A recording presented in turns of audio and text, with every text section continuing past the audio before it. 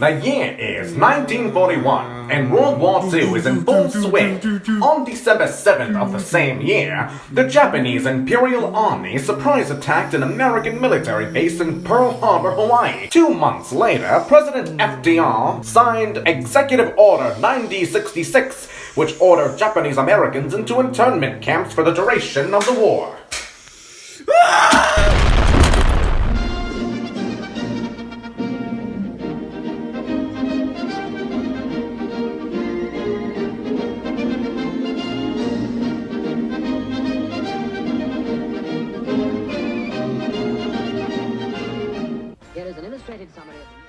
It's your boy, FDR, with a new announcement today. I will be now issuing Executive Order 9066. That sounds incredibly illegal, and you know what? I don't think I'm going anywhere. This man's name is Fred Korematsu, a 23-year-old Japanese American who was attempting to avoid the federally ordered exodus of his people. Our protagonist would soon find out that the U.S. doesn't take too kindly to their laws being broken.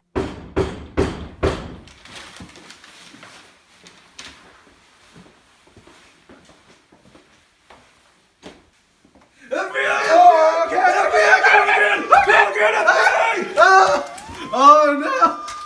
Whoa! Man, what did I do? I'm not resisting! Oh my god! Stop resisting!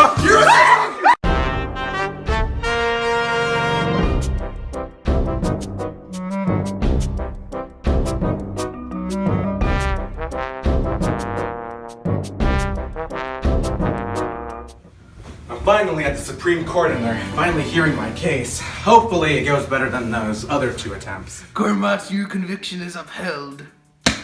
Oh yeah? I'll just go to the Court of Appeals. You scum! You human trash! That won't ever happen! Supreme Court, I think that the internment camps are unconstitutional and go against my 5th Amendment! Korematsu's defense. Korematsu believed that the Executive Order 9066 deprived him of his 5th Amendment, or more specifically, his right to due process of the law. Before we continue, we should meet the presiding justices: Robert Jackson, Felix Frankfurter, Hugo Black, Owen Roberts, Harlan Stone, Stanley Reed, William Douglas, Frank Murphy, and Wiley Rutledge. We only have 3 justices because people were busy, so, use your imagination. We actually already came to a decision based on a past case, right here. Stare decisis in this case was Hirabayashi versus the United States, which ruled that curfews against minority groups was constitutional when the nation was at war with the country they originated from. Wait, you guys already have a decision? I literally just got here. Martial law is necessary when the threat of espionage and sabotage are very high. We've come into a 6v3 decision. We rule that the evacuation order violated by Korematsu was valid, and it was not necessary to address the constitutional racial discrimination issues in this case. And you all agree with him, with what he just said? I agree. The constitutional issues should be addressed, but in evaluating them, it is clear that the marital necessities arising from the danger of espionage and sabotage warranted the military U.S. evacuation order. Conviction affirmed. You 2 forgot about something very important. The 14th Amendment! The dissenting opinion by Justice Black argued that the executive order violated the Equal Protection Clause of the 14th Amendment.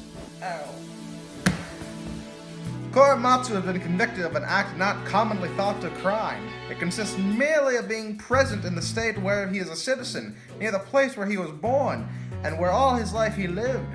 The nation's wartime security concerns were not adequate to strip Korematsu and the other internees of their constitutionally protected civil rights.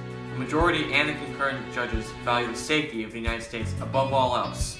Though we acknowledge that your constitutional rights have been denied, The U.S. Constitution allows for such restraints in this time of military emergency. In essence, the court majority decided that the security of the general citizenry of the United States was more important than upholding the rights of a single racial group during this time of military emergency. So that's it then. Just screw the Japanese. Okay. I know when I'm not wanted. I know when I've lost. But I'll get my revenge. You'll see. You'll see. And he did! 42 years later, in 1983, when his conviction was overturned.